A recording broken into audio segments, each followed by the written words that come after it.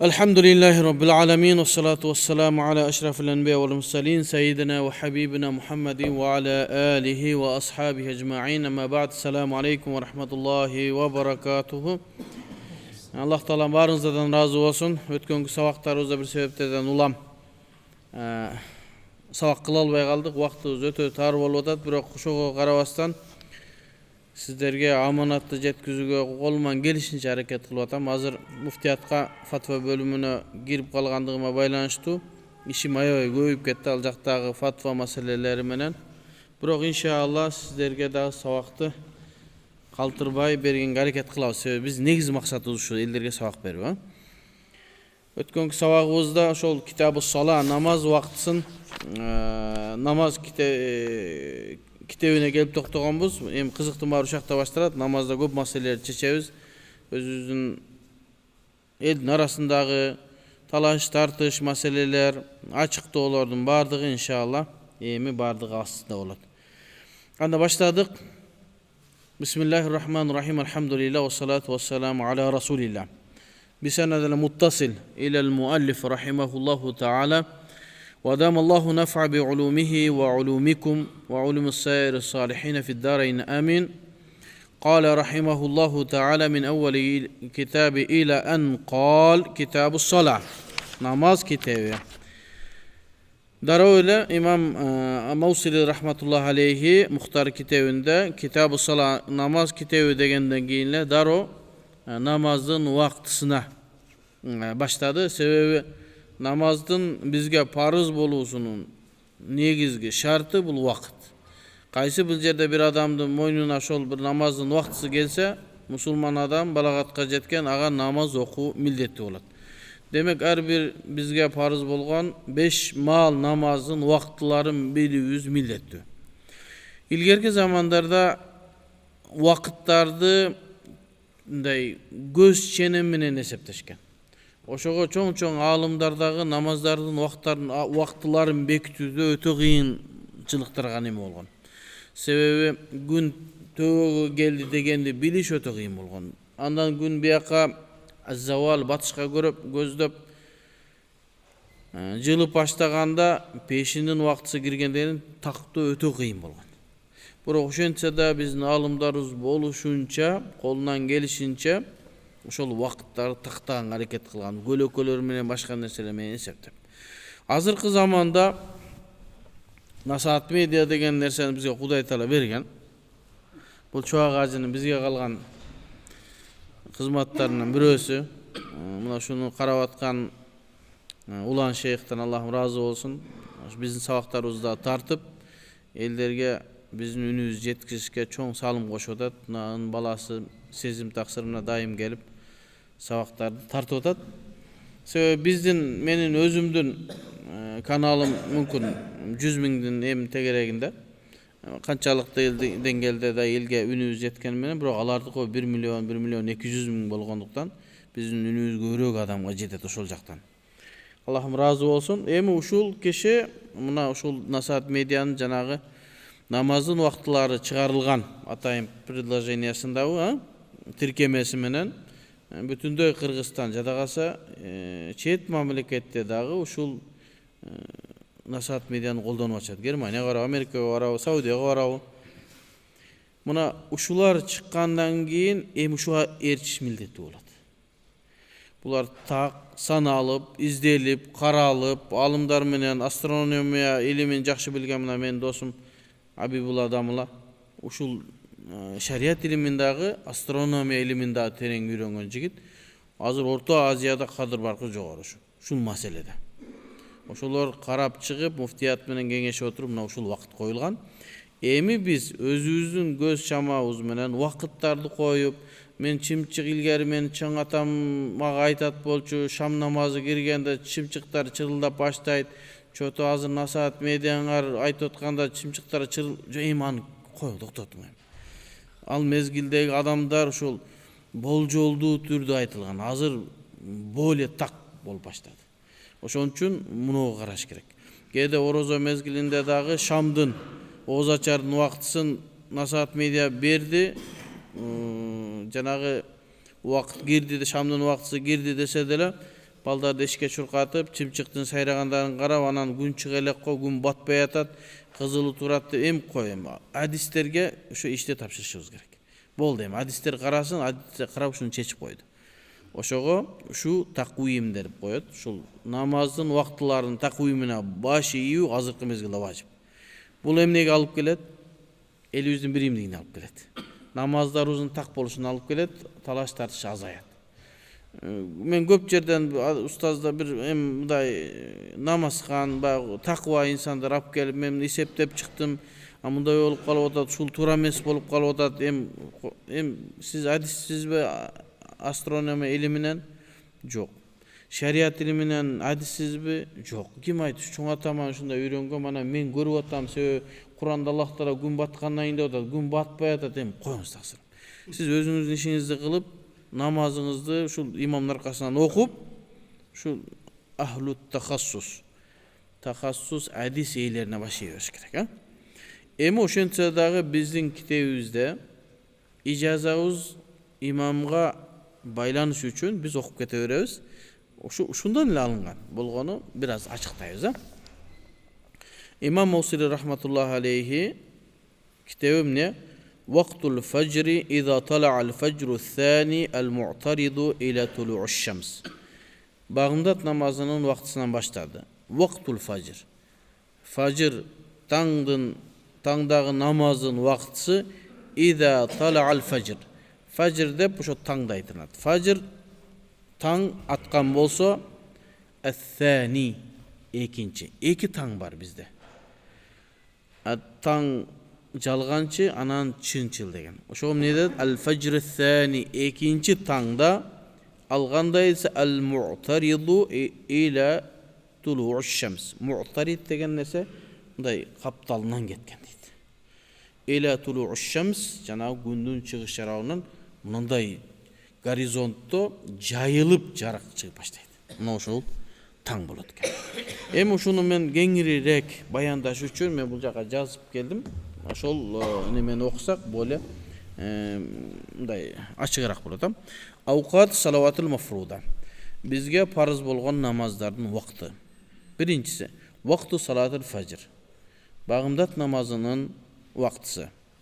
Качан башталат? Мин тулу'ул фаджрил мустатирил мунташир фил уфук ва юсамма al-fajru as-sadiq ila tulu'ush shams.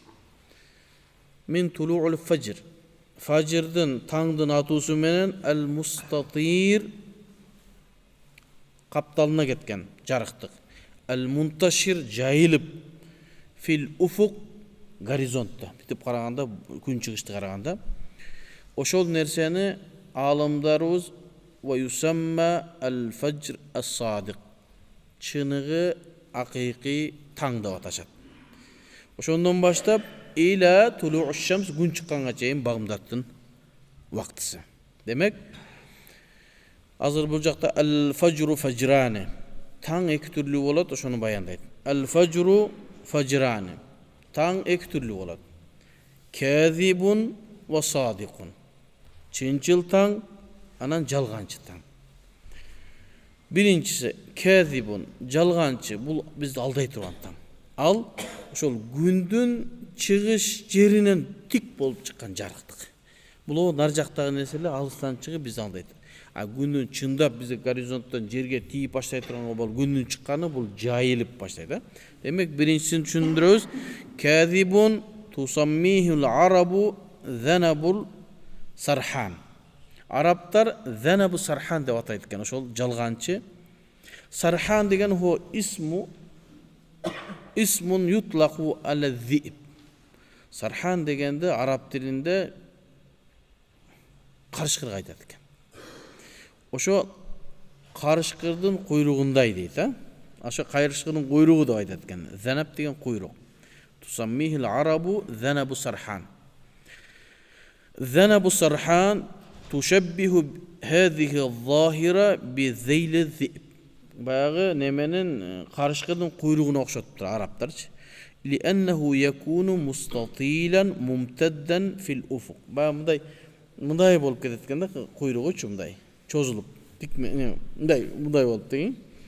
Wa huwa ma yutabiqu ma hay'ati zanabiz-zib. Oşonun görünüşü qarışqıdın quyruğuna oxşaş ekan. Qanday qilib oxşatgan men bilbeyim. Mustatil ay allazi yazharu fis-sama ala shakl umudi min ad-daw. Gündem mınday bolup tika bolup çıgat ekan. Muna uşunu Araplar zanabul asarhan deytken. Em jalgançı tаңda Araplar üşintip koyuptur. Em kitaplarda okup atsa ilmi jaqdan aytip koyuyoruz da. Bu zanabul sarhan desem ne dep düşünbey kalbasın ha. Em oşo Araplar bizdin alımlar şunu bayanda ve huvel bayad al uşunday bir aktık ellezî yebdu fis-semâ. Asmandan çıkıp başlaytken tulan uzununan. Gündün çıgat turgan mangdayından çıgat.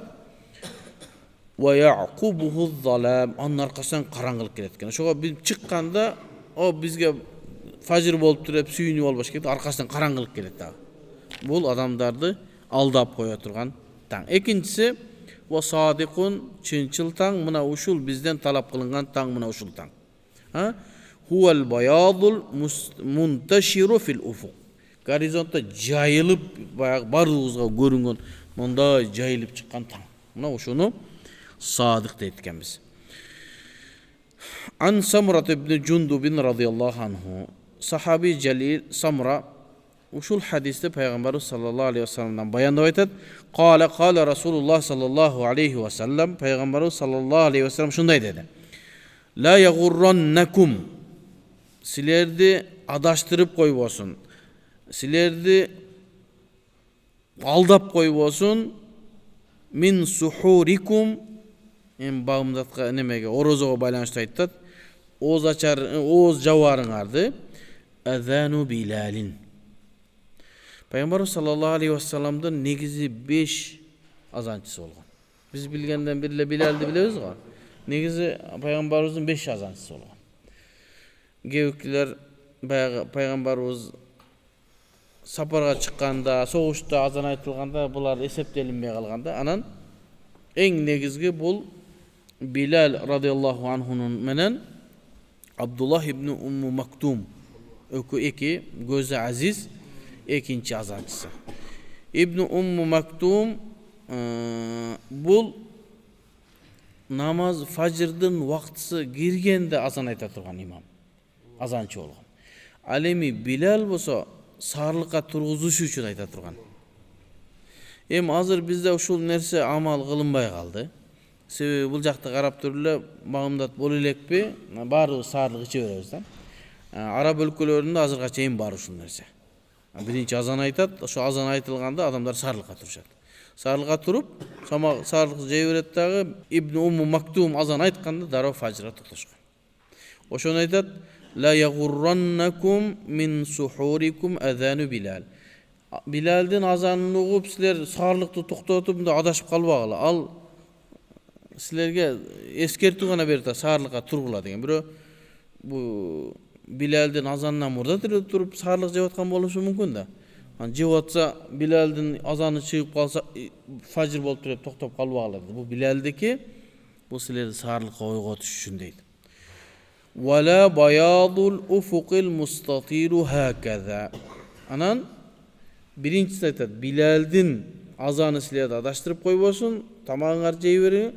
Wala bayadul ufuqul mustatil. Janagı adamdardı alday turgan taڭdagı aktыктагы sizlerdi aldap koybosun. Hakaza dep Peygamber sallallahu aleyhi ve sellem kolu menen görgözdü. Hatta yastatira hakaza. Jana munanday dep görgözdü dagı munanday jarık kelgenge çeyin sizlerdi aldap koybosun jey bergile dedi.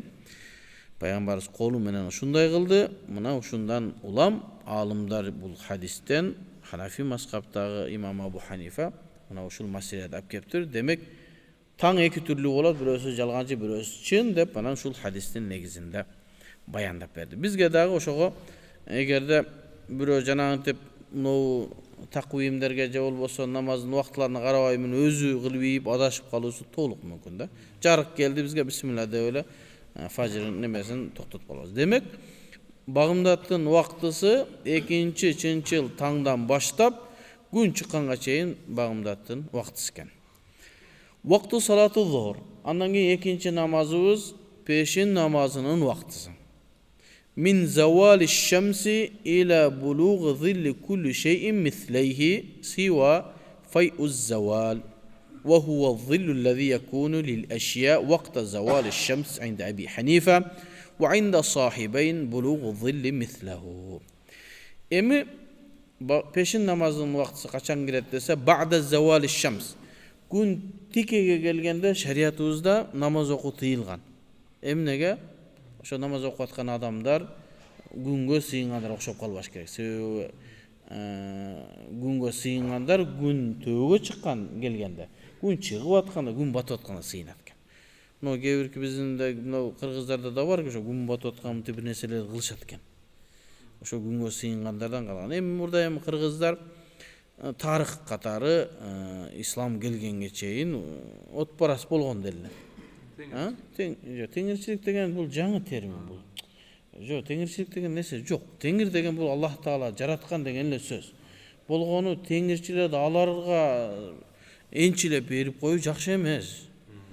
Теңирим жалгасын десең мени тиге туура эмес жолдо экен деп билбейт. Теңир деген кыргыздын чыныгы эле сөзү. Кудай деген эле сөз, жаратуучу деген эле сөз. Анан ошого ошол бир таксырлар деп айтып атканым ошо да.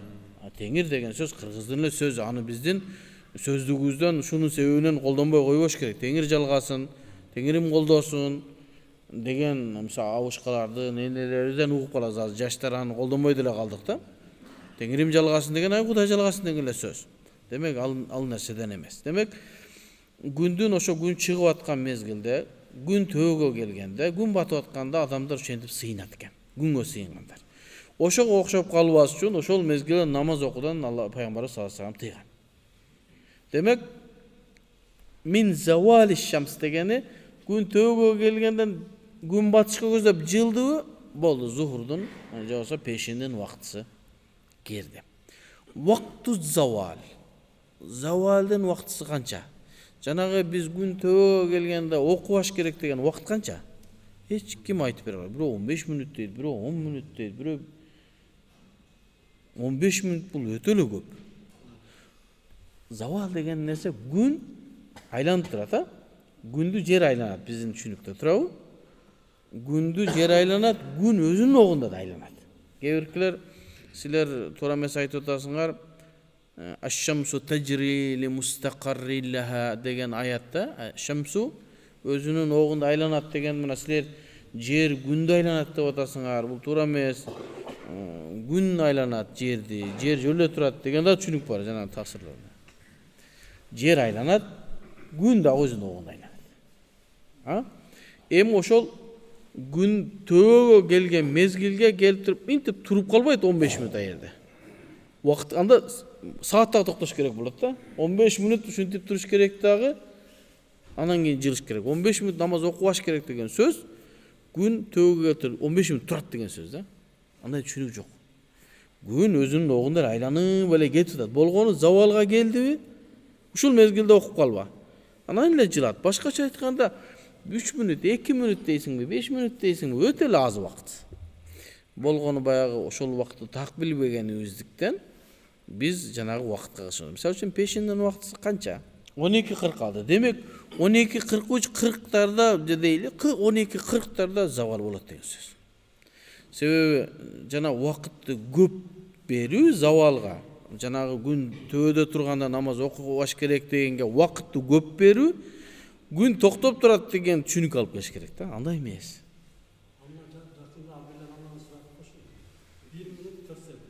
Elhamdülillah. Men de kişine bilese bile okuyam tafsir. Kişine. Demek al oşol 1 мүнөт palança degende oşol bagı gündün nemese mutip jılıp atat da. Oşonчо da 1 мүнөттө уже gün zavalga batış tarapka ötüp же болбосо пешиндин убактысына келет демек. Өтө аз убакыт. Бирок ошону адамдар намазды туура эмес болуп калбасын. Ошол шашылып эле 2 мүнөт 1 мүнөттө намаз окуй бербей кечине туруп тур эми. Телефон чукканыбызда 1 саат убактыбыз кетип калып атат го. Эми завалда ушу намаз окуп калса 2 мүнөт 3 мүнөт 5 мүнөт өткөрбөй кичине. Себеби пайгамбарыбыз кайтарылган хадиске түшүп калбашы. Демек мин завали шамс күн батышка көздөп жылганында башкача айтканда 15 мүнөттөн кийин пешиндин убактысы кирет. Ila bulugh dhill kulli shay'in mithlayhi siwa fay'uz zawal. Şu fay'uz zawalды көп адамдарга түшүндүрө албай келебиз да. Fay'uz zawal деген нерсе күн төөгө келгендеги бир нерседен чыккан көлөкөнү fay'uz zawal дейт. Мисалы үчүн күн могул жерге келди. Нерге келди да күнчү. Күн мынау бир нерсе да. Күн үстүнө келгенде мынау нерседен мынча болсо да көлөкө түшөт. Мынау нерседен кичине болсо да көлөкө түшөт жанына. Такыр көлөкөсү жок болбойт да. Күн төбүндө бир нерсени жыгачты сайып коюп, мисалы үчүн 12:46 отасыңарбы? 12:39-дан баштап карап турсаңар, бир мезгилге келет көлөкө бир кичине болсо да бир көлөкө, шону fay'uz zawal дейт. Бул эсепке алынбайт. Күн төөгө келгенде чыккан көлөкө fay'uz zawal эсепке алынбайт. Ошондон нар жагына ар бир нерсенин бирдей болушу, көлөкөнүн бирдей болушу дейт. Zilli kulli shay'in mithlahu. Мынау мынча болот нергече. Эмнеде мынча бар го? Ошол эсептелинбейт. Анан наркысынын турган нерсенин аралыгы эсептелет. Бул fay'uz zawal huwa zil alladhi yakunu lil ashya. Fay'uz zawal деген нерсе ошо бир нерсенин күн төөгө келгенде кичине түшкөн көлөкөсү fay'uz zawal дейт. Вакту завал аш-шамс инда Аби Ханифа. Ушул пикир имам Абу Ханифанын пикиринде. Ал эми Абу Юсуф жана Мухаммадтын пикиринде ушул фи булуг зилли мислаху. Эки. Абу Ханифаныкында экеси, мислейхи додот. Башкача айтканда мынча боло турган болсо, көлөкөсү өзүнүкү 1-2 нерге чейин. Ушул жерге келгенде пешиндин убактысы бүтөт дейт. Ал эми сахибайындыки бир эле дейт. Могул жерге келгенде пешин бүтөт дейт. Азыр бизге фатва мына ушул сахиб имам Абу Ханифанын фатвасына берилет. Аллаху алам. Ну таквим боюнча. Ал эми башка араб өлкөлөрүндө имам Шафиидин маскабынан имам Шафии мына Мухаммад бин Хасан Шейбанидан алган. Шакирти да. Ошого алар көлөкө бир болгон дейт. Ошон үчүн Саудия мамлекетине барып калсаңыз, Маккага, Мадина, Умрага, ажыга барып калсаңыз, асыр эртерээк болот. Асыр эртерээк болот. Себеби көлөкөнүн бир өлчөмүндө башталат да. А биздин сабак немени карасаңыз, убакытты карасаңыз, асыр кире элек болуп калат. Анан адамдар шокко түшүп калат. Эмне болду? Биз асырды окуйбузбу, окубайбызбы? Бизде Ханафи мазхабта асырдын убактысы кире элек деп. Мындай маселе бар таксырлар. Кайсы бир жерге барсак, мына ошол жердин законуна, мазхабына баш ийүүбүз милдет болот. Эгерде биз Саудияга бардыкпы, ошол убакыттарына, намаздын убакыттарына, жамааттарга, орозону ачып жапкандыгын ошакты неме кылабыз. Намаздын сүрөтүнө эмес, убакыттарга, өкүмдөргө ошол жакты ээрчийбиз. Аякка бардыңыз да, Маккага бардыңыз ба, Аллах таалам насип этип умрага же ажыга бардыңыз. Анан ошол ажылыкта, умрада канча күн ошол жерде жамаат менен окуп 100.000 рекет соопторду алыш керек да. Анан бизге асыр боло элек деп жамааттан калып кетпеш керек. Бар окуй эле берет. Себеби эмнеси? Ланнаху муштахадун фи. Шуга иштихат кылынган. Башкача айтканда, сен күнөөкөр болбойсуң. Абу Ханифаныкын албасаң дагы меникине түшүп атасың, Абу Юсуф менен Мухаммадкине түшүп атасың. Ошого жамааттан калып калбаш керек. Ушундай деп фатва бергендерди да уктум биздин ушул кыргыз дамлалардан, ушул асырды окубаш керек деп. Андай болбой калат, Андай болсок биз эмне болуп кетебиз? Андай чектен чыгып кетебиз, Кыргызстанга келгенде алар деле биздин убакыт менен окуп атышат. Саудияга келгендер асырды биз менен убакыт менен окуп атышат, ошондой эле дегендей да. Демек кайсыл жерде болсок, ошол жердин намаз убактыларын жана орозо бекитилгендерин, айыттарын, ошакты, мисалы үчүн ажыга барып калдыңыз да, айыт бизде айыт эмес, Саудияда айыт болсо, айыттай бересиз ошакта. Себеби сиз ошол жерде тургандыгыңыз үчүн, Я Алла. Демек Абу Ханифанын пикиринде көлөкө 2 эсе болсо, ал эми сахибайдыки 1 эсе болгондон кийин Пешенден убактысы чыкты. Билдикпи? Эми ушинтип мынантип кыйналып отурам, накат сон болуп жазылып калган. Башыңды оорутпайсың. Болду, муну карайсың минутасы менен. Биз бул жерде илим катары гана окуп кое атабыз.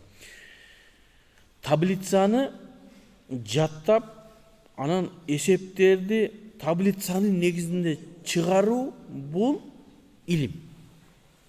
Бул сендеги маалымат, баалуу маалымат. Таблицаны билип, эсептерди өзүңдүн акылың менен чыгаруу бул илим. А бирок азыркы мезгилде бизге чоң проблема болуп аткан жанагы ОРТ деген нерсе. ОРТге даярдануу азыр ушул чоң проблема болду.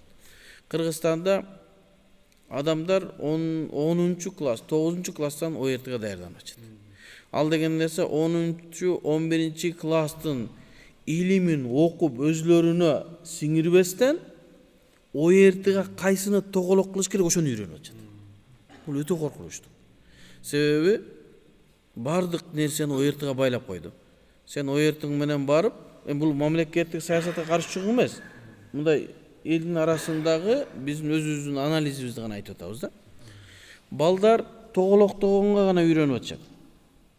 Айтып атат, мындай суроо келет, мунусун тоголоктосоң эле болду, ошо туура болот.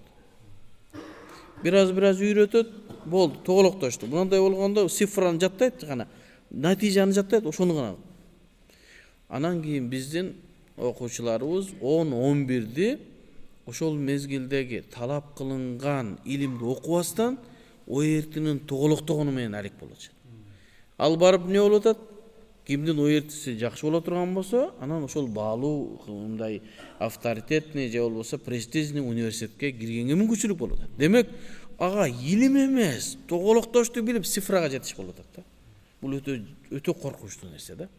А бирөө аны таблицаны жаттап, ошол жердеги нерсени өзүнүн акылы менен чыгарган, ошол илим. Фиг илиминде бир маселе келинсе, ошонун жообу кайсыл эрежеге түшөт, ал эреженин себеби, иллаттары эмне, ал эмнеге түзүлүнгөн, кайсы далилдерге турган, Абу Ханифа эмне сөзөп ошого фатва берген, ушуларды билип туруп жооп берүү бул илим. А бирок суроо берсе, ошого окшош жоопту хидаядан окуп туруп айтып берген, бул илим эмес. Сал башкачараак кылсаң жооп бере албай калат. Демек биз түгүнөн илимди үйрөнүш керек да. Бир устаз, бир шакирт бир устаздын сабагында илим алат экен. Жаа Зайдун, Зайд келди дегенди араб тилин окутат экен да. Жаа деген араб тилиндеги этиш келди деген. Өткөн чакта. Зайдун фаил келген деген.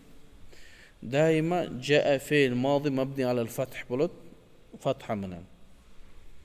Зайдун فاعل مرفوع علامة رفع الضمة болот. Зайдун. Анан экзаменге киргенде жаа Яхья деп жазбайттыр да. Яхья деле Зайд деле экөө бир. Студент отурат экен да. Чече албай. Анан жанына келип экзамен алып аткан айтат экен да, эмне муну жеңил эле го, эмне десе? Жаа Зайдун болгондо Зайдун фаил болот болчу, но жаа Яхья болуп калды, ушу чече албай атат. Жаттаган да алчы. Зайдун фаил болушун жаттаган. Себеби нахвы китебине карасаңда Зайдун да. Эгер ушундай кылсаң, бул илим эмес. Бул жаттоо болот. Мунуу нерселерди билип алуу. Бул илим. Мунуу бул туура кеткенибизге. Эгерде мунуу менен кете берсең, пешин убактысы кандай болот десең, муну илим менен жооп бере албайсың. Насаат медиа эмне десе ошо болот дейсиң. Бул эми туура эле, бирок илим эмес бул. Маалымат оного гана. Аны дагы билбейбиз да, качып турган карайбыз. Сага пешиндин убактысы кандай болот десе, сен эмне кадимки деп айтып бересиң. Мындай күн мындай болгондо, анын 2 көлөкөсү болгондо, муну ушу илим. Анан кийин кээде наху эрежелеринде ламир мустатир деп коет да. Ошол кылган нерсе жашыруун болот да. Ибарандар жагынан устаз окутуп атып, мунун фаили каякта десе, дамир ичинде дамир мустатир ушун жашырылып турат десе, Мунун кандай жашынып татса, мунун нар жагында дейт экен да устаз. Десе устаз кеткенден китепти темитип жыртса, нар жагынан хуа деген чыгып калыптыр да. Ал дегенчи. Устаз китептин нар жагын билет экен дейт. Илим андай эмес, илимди түшүнүш керек. Биз айтып аткан нерсе мынау, бул чындап зухурдун убактысы кандай болот экенин сизге сүрөттөп берип атат, бул сизге маалымат берип атат. Илим менен маалыматтын айырмасы ушундай. Вакту салатил аср. Эми аср намазынын убактысына келдик. Мин ахири вакти зухри иля ан тагиба шамсу. Эми пешиндин эң акыркы убактыдан бир аз өттүбү, 2 эсе болду көлөкөсү. 2 эседен кичине өттүбү, асрдын убактысы келди. Мин ахир вакти зухр. Пешиндин эң акыркы убактысынан иля ан тагиба шамс. Күн батканга чейин асрдын убактысы. Вал му'табару фи гуруби шамс. Эми күн баткандыгын кантип этип баргалабыз десе, сукуту карсы шамс. Жанагы күндүн мындай тогологу бар го, биз көргөн айны шамс деп айтылат китептерде. Ошол күн батыш керек, болду көрмөй калыш керек адамдарга. Ошол точно көрмөй калыш керек. Кичине көрүнүп калабы? Жок, алда күн бата элек анда. Эми бул каякта билинет? Бул чөлдөрдө гана билинет, тегиз жерлерде гана. Биздер океандарда, бизде мындай тоолорду билбей калабыз, алданып калабыз. Ошого ону жакшы, ушу мезгилде да. Ва хаза захирун фи сахра. Анаке бул айтат, бул качан көрүнөт, качан бизге ачык болот десе, бул чөлдөрдө, тегиз жерлерде, мына Казакстандын чөлдөрүндө, ысык көлдө, ушундай жерлерде эмне билинет, сонун болот. Амма фил буньян, ал эми үйлөр бар жерде, ва qila lil jibal ay a'laha, тоолордун чокуларында, же болбосо үйлөр ушулар болгондо, тоолор болуп калган мезгилде, fa in la yura shay'un min shu'a'iha, анын жарыгы көрүнбөй калыш керек. Тоолордун үйлөрдүн арасында болсоң, күндүн жарыгы такыр жок болуш керек. Ала атрафыл буньян, жанагы этаж үйлөрдүн же үйлөрдөн күндүн нуру такыр жок болуш керек, тоодун немесинен чыкпашы керек. Ан юqbala az-zalamu min al-mashriq. Кандай болуш керек? Машрикта, батышта, az-zalamu min al-mashriq. Жанагы күн чыгыштан баштап караңгылык бүт капташы керек. Күн батыштын эле караңгылыгы эмес, мынакта караңгы болуш керек деген сөз. Күн чыгыш жактагы. Демек, ушу менен биз асырдын убактысын бүтүрдүк. Асырдын убактысы пешинди бүткөндөн кийин асыр башталат деген. Асыр күн баттыбы, болду, асырдын убактысы бүттү. Анан асырдын 2 убактысы бар. Эми азыр бияктан баяндап айтабыз, ушуну сиз айтып коелу. Асырдын 2 убактысы бар, макрух убакыт бар. Макрух убакыт баягы күндүн нуру көзүңдүн уялтпай калса, макрух убакытка кирип кетти.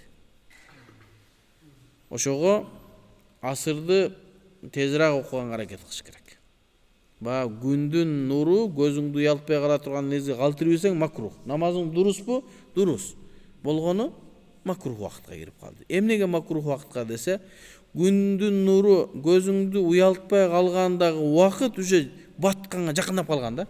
Уже жанагы күн батып аткан мезгилде сыйынгандыр окшошуп калып атасың да, мындай сырттан сүрөттөн.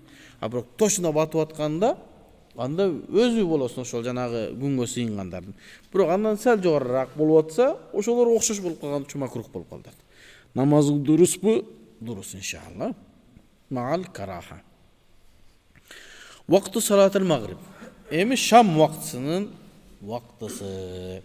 Мин гуруби иля магиби шафак. Күн батканда бисмилла шамдын вактысы кирди.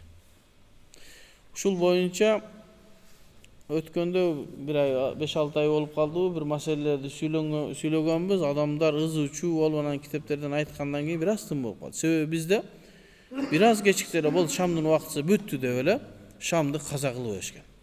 Китептерибизде андай айтылган эмес. Бул сөздөр каяктан айтылып кеткен? Баягы шамдын биринчи вактысында шамды окуу мустахаб да. Анан ошого адамдарды чакырыш үчүн ушундай делген сөзбү, жанагы Тамекини чексең даарат сынып калат деп тамекиден кайтарыш үчүн айтылган окшогон сөзбү, же болбосо зина бул карыз деп элден коркутуш үчүн айтылган, ушул коркутуш үчүн айтылган сөздөр бизге эреже болуп калбашы керек. Демек шамдын убактысы, куптандын убактысы киргенге чейин шамдын убактысы бул эреже шу. Эч ким айткан эмес, экөөнүн ортосунда бир ушундай убакыт бар, же шамдык эмес, же куптандык эмес дегенчи. Мындай шам келди дагы, шам бүттү.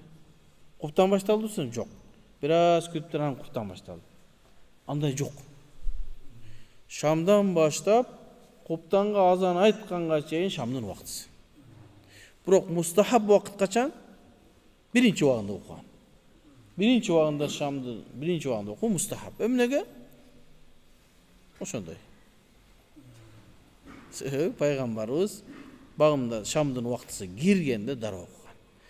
Жабраил алейхиссалам пайгамбарыбызга намаздардын убактысын баяндаш үчүн келгенде имамчылыкка чыккан пайгамбарыбызга. Билесиңерби ошону? Пайгамбарыбызга Жабраил имам болгон. Биринчи күнү келип туруп намаздын биринчи убактысында жан киргенде имам болгон. Эртеси келип туруп намаздын убактысы чыгаар мезгилде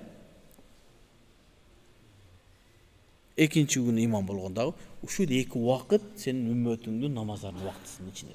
Ошондон пайгамбарыбыз бизге баяндаган. Ошого жанагы хадисте эки убакта тең келип Жабраил пайгамбар, Жабраил периште магриптикин, шамдыкын бир убакта окуар экен, кечеги деле бүгүн деле.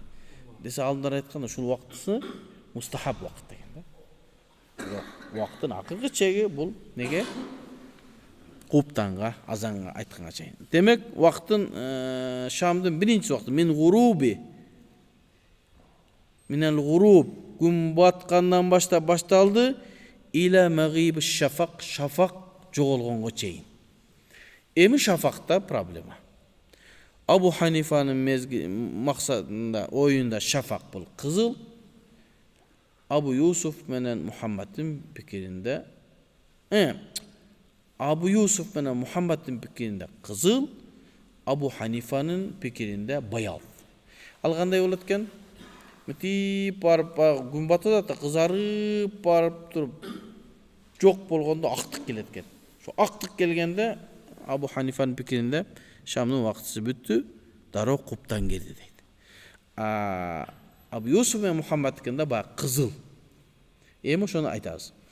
Ма хуа шафак. Шафак деген эмне десе, хуал хумрату, кызылдык. Ошол кызылдык жок болуш керек. Магиб шафак деп атпайбы? Хуал хумрату инда Аби Юсуф ва Мухаммад. Өткөндө мен жакшы көргөн эле устаздарыман, агаларыман, Абдушкүр устаз деген. Ошол менин атайын алымдар кеңешинде муфтиятта атайын кылып болжобай ушул жерде туура эмес фатва берген. Бул жерде хумра деп атат, анан баят болуш керек, андай болуш керек. Мен хидаядагы гана маселени айттым. Ал фатва хумрага берилеби, кызылга, акпыга берилеби, ошол замандын алымдары. Азыр бизге хумрага берилет фатва. Болду, бүттү. Анан ушу шамдын убактысын туура эмес айтып атат. Хумра, шафакка кайсыга фатва берди? Абу Юсуфтун сөзү, Мухаммадтын сөзү шафакка фатва бердиңби? Шафак жоголду, болду, куптан келет. Абу Ханифанын пикирине кылдыңбы? Баялпы? Баят жок болду, куда. Башкача айтканда шамдын убактысын мен куптанга азан айтылынган дедим. Ошондо шамдын убактысы бүтөт. Ал шафак Абу Юсуфтун сөзүнө фатва берилеби? Же Мухаммад Абу Ханифанын сөзүнө фатва берилеби? Болду, экөөнүн ортосунда болду. Ошонун ортосу шамдын убактысы. Демек, хуал хумрата инда Аби Юсуф ва Мухаммад ва инда Аби Ханифа аш-шафак хуал баяд, актык дейт. Аныкын башкача айтканда, Абу Ханифанын пикиринде шамдын убактысы узунураак, кызылдан кийин актык келет. Ал эми Абу Юсуф менен Мухаммадтын пикиринде шамдын убактысы кыскараак. Бирок кандай болгондо дагы кимдин сөзүнө фатва берсе, ошондон кийин куптан келет, болду. Ошону түшүнө албай атышат да. Бу жерде шафакты алыш керек, шафакты хумра деп кой. Жок. Абу Юсуфтун сөзүнө фатва бересиң, сахабейнин сөзүнө фатва бересиң, Абу Ханифанын сөзүнө фатва беребизби? Болду, кимин сөзүнө фатва берсең да шамдын убакыты бүткөндөн куптан казан. Өтөсүндө убакыт жок. Түшүнүктүбү? Мен ал жерде айтканым, шафакты мен хумрага фатва бериши керек, баятка, актыкка фатва бербеш керек деген эмесмин. Куптан азан айтылганда шамдын убакыты бүтөт дедим. Болду, бүт. Кааласаң буну ал, кааласаң буну ал. Huwa raqiqul humra fala yata'akhkharu 'anil humrati illa qalilan. Эми al-bayat деген Абу Ханифаныкы бир аз гана айырмаланат экен, кичине эле убакыт. Аз гана убакыт. Кандай болсо дагы Абу Юсуфтун сахибейнине фатва беребизби, Абу Ханифаныкына фатва беребизби, бүткөндөн кийин куптан болду. Экөөнүн ортосунда бир убакыт жок, ал мезгилде шамдын убакыты бүтүп, бирок куптан кирбей турган убакыт жок. Түшүнүктүбү? Allah razı olsun.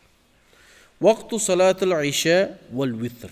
Emi kuptan namazının vaktısı. Min gurubi şafak anake. Najakta ila maghibi şafakta otpa. Şafak bütkөнгө чейин да. Şafakты humra дейсиңби, bayat дейсиңби? Неме значение? Кайсына фатва берилди? Эми 5 куптандын биринчи убакыты Gurubu şafak. Şafak battı mı, şam bitti, kuptan başladı. İla tulu'ul fajr. Jana kayra gelip, aylan fajre gelip kaldı. Kayra jana çınçıl taң atkanга çeyin. Boldu. Bunun dağı mustahab vakti var. Şol saat 11-12'lerge kaltırbay kuptan okuş gerek. Ana najağına kalsa makruh vakitga düşüp kalasın. Bırak oşentse dele mınдай özünün vaktısı bağımdatka azan aytkanга çeyin kuptanın vaktısı. Bırak tuğrası o bir saat 11'lerde 12'lerde en akıllı barbanı jatış gerek, otaş gerek. Ha? İla tulu'ul fajri ve la yuqaddamul vitru alal isha. Emi vitirden bizdeki vitir 5. namaza, bırak anın hükmü 6. namaz vacip. Abu Hanife rahmetullahi aleyhi aytat, egerde bizge 5 mal farz boldu деп эле айтпаганда мен бул намазды кошкон болот элем. Неге? Далилдердин күчтүүлүгүнөн. Витрди окубасаңар мындай болот, витр бизден окубагандар бизден эмес деген ушунча күчтүү хадистер келгендиктен, эгерде 6 намаз, 5 эле намаз дегенде мен 6-чы кылат элем. Болгону 5 намаз, ошон үчүн фарздан бир аз төмөнүрөөк, сүннөттөн жогорураак кылып важип деген өкүм берген. Вала юқаддамул витру алал иша. Эми кандай болгон абалда дагы витрди куптандан мурда окулунбайт. Вала юқаддамул витру алал иша. Биринчи куптанды окуйбуз. Куптандан кийин куптандын сүннөтүн окуйбуз. Анан кийин витрди окуйбуз. Ли вужубу тартиб байнал фардыл иша ва важибул витр инда Аби Ханифа. Абу Ханифанын пикиринде ушул тартип важип. Birinci kuptandı okuysun. Kuptanın sünnetini okuysun, ana invitirde okuysun. Tertip vacip. Kuptanın vakti girdi. Anan kuptanı okuyorsan, vitirde okuyorsan, kuptanı okuyorsan, vitirini cemaydı. Ha? La li annal vaktil vitri lam yadkhul. Bul degen söz nemenin vitirdin vakti girerek degendigi emas. Bolgonu tertip vacipti taştagan bolup kalıp otasın. Tertip vacip. Azan aytılganda эле куптандын деле витрдин деле вактысы кирди. Болгону тартип вачип. Абу Ханифанын пикиринде. Демек, биринчи куптаны окуйбуз. Анан сүннөтүн окуйбуз. Анан витрди окуйбуз. Amr ibn Şuayb radıyallahu anhudan gelgen hadiste Peygamberimizin sahabası an abihi özünün Şuayb atasından rivayet kılat an ceddihi an çoğun atasından üçöten sika. Ha? Üçöten çıka. Atası çoğun atasından rivayet kılat. Kara silsile. Demek Amr ibn Şuayb sahabi emez bu. Çoğun atası sahabi. Vallahi alama. Taktap hoş gereken mümkün bardığı dile bir mezgilde Peygamberimiz görgөн bolsam, Amr ibn Şuayb sahaba emes, men esimde jok, çyn aytayın. An jaddihi çoğun atasından qala. Qala da aytabız ki annahu qala deyizbi. Hadis iliminde şunday ereceler var. Ustazdın astından okugan adamlar gana anı bilet. Ustazdın astından okuganlar andan terbiye görбөгөндөр hadis okup atkanda bilinip kalat. Şoň üçin teyip okup kalsaňar hadisni sanadi bilan o'qiyotsa haddasana Ahmad, haddasana Yusuf, haddasana Zuhayl o'qib ketadi. Bu to'g'ri emas, uyat bo'ladi to'g'ri. Sen uqqan adam biladi, ha, bu bechara samouchka ekan, bu ustozning aslida o'qiyapti. Bir kitaplarda, misol uchun İmam Tabarani'nin Ad-Du'a degan kitobi bor. Al yerda olsa haddasana deydi. Haddasana degan menga aytib berdi degan so'z. Axbarana menga so'zimni aytib berdi, axbarana xabar qilib berdi degan so'z. Sami'tu degan o'qidim degan so'z. İmam Tabarani'nin Ad-Du'a degan kitobida sana na deb yozib qo'ygan. Haddasana bilan axbaranani qisqartib qo'ygan. Men o'qidim, Javsa menga aytib berdi deganda qisqartib sana na deb yozib qo'ygan. Mana hadis o'qiyotganda sana na deb o'qiydi. Uyat bo'ladi. Ustozlarda o'qib olgandan o'shada bilib bo'ladi. O'shoga shunday erejelerdan birisi haddasana İmam Buxoriy aytadi, haddasana yozib qo'ydi, haddasana Humaydi desa so'zsiz turda aslida qala haddasana deb o'qish kerak. Bu yoqda yozilmaydi, o'qiganda shunday o'qish kerak. Anan keyin da haddasana esa qala haddasana deb o'qish kerak. Qalani o'zing qo'shasiz bu yoqda. Anan o'qiyotgan odam, ha, bu bola tarbiya ko'rgan bola ekan. Ustozning aslida o'qibdi deb anan biladi. Bizga bir yoqdan bir ustoz kelib qoldi. Islomskiy universitetda cho'ng ustoz, anan bir kitobdan ijoza bera turgan bo'lib qoldi. Qisqa. Anan o'quv qiladi dedi. Cho'ng bolalar o'sha yerda o'tiramiz, birovlar olib o'qib boshladi. Haddasana deb o'qib boshladi. Na sana deb o'qib boshlaganda boshi xuddi o'tirib, "Alloh cho'ng shayx" dedi. Anan keyin aka kitobni berdi, o'zi o'qib dedi. Uyat bo'ldi. Anan ikinchi dağı bir ereceğim. Sahabadan giyin qala dese ennehu qalani albatta aytdi degan so'zni qo'shish kerak. Misol uchun an Amr ibn Shuaybin an abihi an jaddihi, demak jaddi cho'ng otasi so'z sahabada bo'ldi. An jaddihi qala deb yozib qo'ysiz, ennehu qala deb qo'ysiz. Bu mustalah ilmindagi erejelerdan. Qala Rasululloh sallallohu alayhi va sallam, Payg'ambar sallallohu alayhi va sallam aytdi: "İnnalloha azza va jal qad zadakum salatan va hiyal vitr." Bu hadisning kuchliligini ko'rdingizmi? Bu hadis Musnad Ahmadda dalilga jiratan hasanun li g'ayrihi. Innalloha albatta Alloh taolo qad zadakum salatan. Sizlarning namozingizga dag'i namoz qo'shib berdi. Namozingizga dag'i namoz qo'shib berdi. Va hiyal vitr. Vitr namozi. Vitr namozi Hanafi mazhabida vojib bo'ladi. O'qib olsangiz gunohkor bo'lasiz. Qolib ketsa qazosini o'qiysiz. Anan gede bir fatva berildi. Eğer bir adamdan 30 yıllık namaz qazo olib ketsa, vitrde o'qib ayla qo'ysin, sahibenin sözüne fatva berib, al sünnet deydi debchi. Bu da jengillik. Anan astagfirullah, bu o'qish kerak. O Abu Hanifa'nın fikrinde vacip. Biroq bayağı 30 yıl, 40 yıllık namazdı. Sen vacip deb qo'ygan, o'sha o'qilmay qolib ketmesin da. Demek Allah Taala sizlarning namozingizga vitrni qo'shib berdi deb, o'shandan ulam biz ani vacip deb bağladık. Qancha vaqt qoldi? 11 minut vaqt qoldi. Va sallallohu taala xayri xalq Muhammad va ala alihi va sahbihi ajma'in. So'rovlar bo'lsa, so'rovlarga javob beraylik. Bismillahirrohmanirrohim. 11 minut.